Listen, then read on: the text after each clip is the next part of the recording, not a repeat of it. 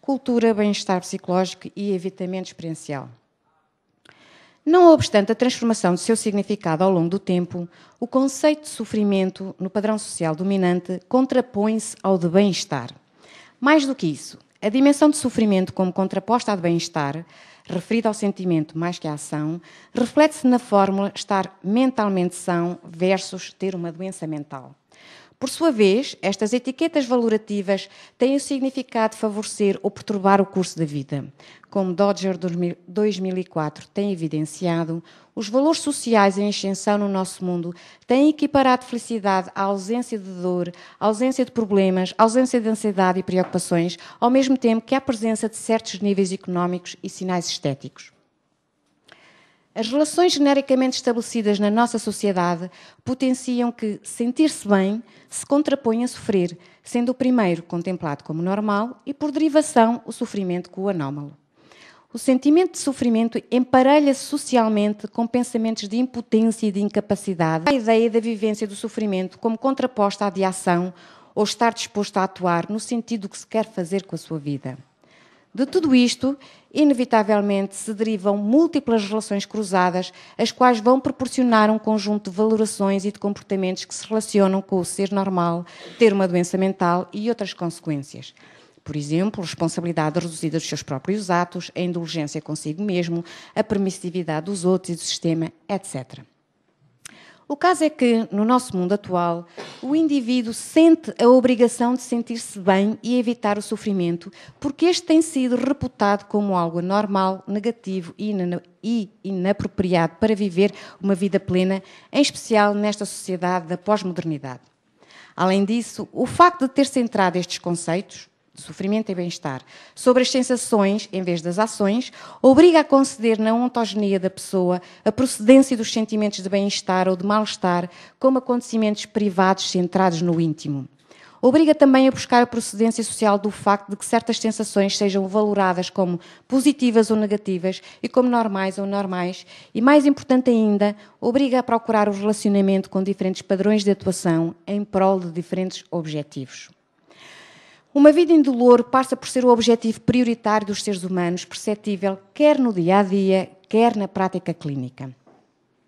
É frequente ouvir os pacientes referirem, como motivo da consulta, não sou feliz, quero sentir-me bem, ou quero deixar de sofrer e ser normal para poder viver, deixar de ter estes pensamentos para ser dono da minha vida, ou ainda, não consigo viver assim. Qualquer que seja a expressão verbal própria de cada caso, o sentimento de sofrimento ou de felicidade centra-se em eventos privados, sentimentos, sensações corporais. Em alguns casos, porque os pacientes situam o sentir-se bem em relação a conseguir enterrar certas recordações. Em outros, porque sentir-se bem centra-se na necessidade de não sentir tristeza ou ansiedade, ou de não ter sensações desagradáveis, ideias ou pensamentos dilacerantes sobre algo, sobre si mesmo, sobre os outros ou sobre o mundo em geral.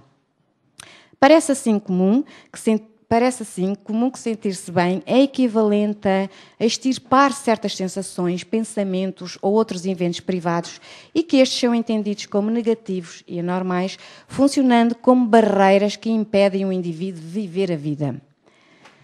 Socialmente, sentir-se mal e percepcionar-se mentalmente saudável não são conceitos que formem uma dística cultural, como também não são o facto de sofrer e viver a vida.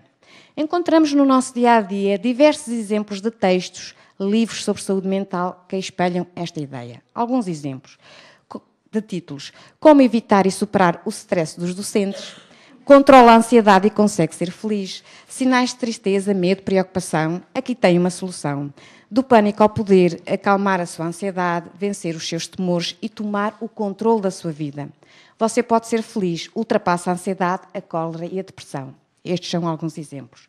Como refere Wilson e Soriano, 2002, porque é que é cada vez mais frequente que não se funcione sob o lema vive e sentir-te-ás bem, mesmo que às vezes te sintas mal, e, no entanto, se segue cada vez mais o lema tens que sentir-te bem para poder viver feliz.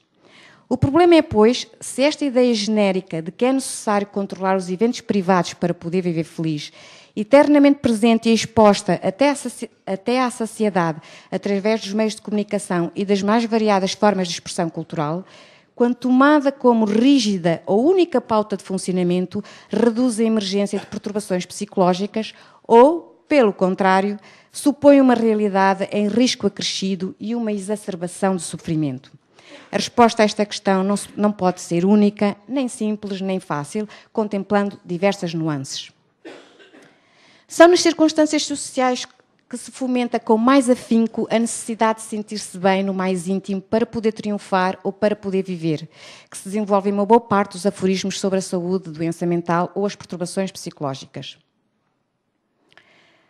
Vivemos num mundo que espalha todo o tipo de ideias ao jeito de um mercado de explicações e receitas para quase tudo. Como ser feliz, como evitar o sofrimento, como ter saúde mental, como melhorar a personalidade, que acabam por ser misturadas por cada um num coquetel pessoal próprio. O caráter ubíquo do sofrimento nos humanos verbais é um facto, e ficar aprisionado num padrão destrutivo de não aceitação do sofrimento socioverbal parece ser cada vez mais comum se atendermos aos dados epidemiológicos sobre a prevalência do sofrimento humano e das perturbações psicológicas nos tempos atuais. Kessler, 2004, Stroessel, 1998. Estudos recentes desenvolvidos pela Organização Mundial de Saúde indicam que cerca de metade das pessoas virão a desenvolver um tipo de problema de saúde mental, estando a depressão, a ansiedade, o alcoolismo e as perturbações alimentares no topo da lista. Segundo estas pesquisas, a depressão será, por volta do ano 2020, a segunda perturbação mais onerosa no mundo e outros problemas de saúde mental estarão na lista das 10 primeiras doenças. A demonstração de querer ser feliz como contrária ao mal-estar na vida parece falhar, exibindo a fragilidade desta abordagem cultural sobre a saúde mental. Exigir não sofrer ou ter que sentir-se bem para poder viver não se ajusta ao que a vida realmente oferece, tanto mais que o mal-estar psicológico é parte consubstancial da vida e acolher a busca do evitamento do sofrimento como o único objetivo na vida é uma escolha restritiva que pode ser destrutiva. Se o sofrimento é inerente à condição humana, se controlar ou evitar o sofrimento, apesar de legítimo e natural, nem sempre o resolve ou diminui, então qual a alternativa para lidar com o sofrimento humano? Aceitação e compaixão. O diálogo crescente entre o pensamento filosófico oriental e a psicologia ocidental conduziu a alguns consensos sobre a vida humana que podem ser sintetizados em torno de 4 asserções centrais. A vida é repleta de ameaças e sofrimento. Todos os seres humanos procuram ver-se livres do sofrimento. Muitos dos caminhos utilizados para reduzir as ameaças e alívio do sofrimento, tais como procurar amor, aprovação dos outros, fama, glória, sexo ou saúde, podem oferecer apenas conforto temporário, dada a sua natureza impermanente. São estratégias que podem mesmo aumentar o sofrimento ao originar o desejo incontrolável dessas mesmas coisas e a competição pelas mesmas, gerando simultaneamente o medo de as perder, o que conduz a uma distorção do nosso sentido de self. Gilbert, 2005. Ao rejeitar as experiências que avaliamos como negativas, as que provocam sofrimento, estamos a esquecer que essas experiências são tão constituintes da nossa identidade pessoal como as experiências positivas e que, ao rejeitá-las, estamos a rejeitar uma parte de nós. Negar a dor e sofrimento, em boa verdade, apenas lhes confere mais peso e poder. Inversamente, aceitar o sofrimento tal como existe no momento, sem focar sobre as experiências do passado ou projetar no futuro, cria algum espaço para o indivíduo apenas ser como é, ser quem é. Este é o princípio da autocompaixão. Quando somos capazes de aceitar a nossa própria experiência, a nossa vulnerabilidade humana individual, criamos espaço na nossa mente consciente para decidir como viver a nossa vida momento a momento. Esta capacidade permite-nos estar mais completamente presentes connosco próprios e é a chave para viver a vida com liberdade. A investigação recente na área da psicologia demonstra que os indivíduos variam nos traços de personalidade relativos a esta competência da autocompaixão, existindo atualmente diversos estudos a revelar uma forte associação entre autocompaixão e bem-estar psicológico, NEF 2009.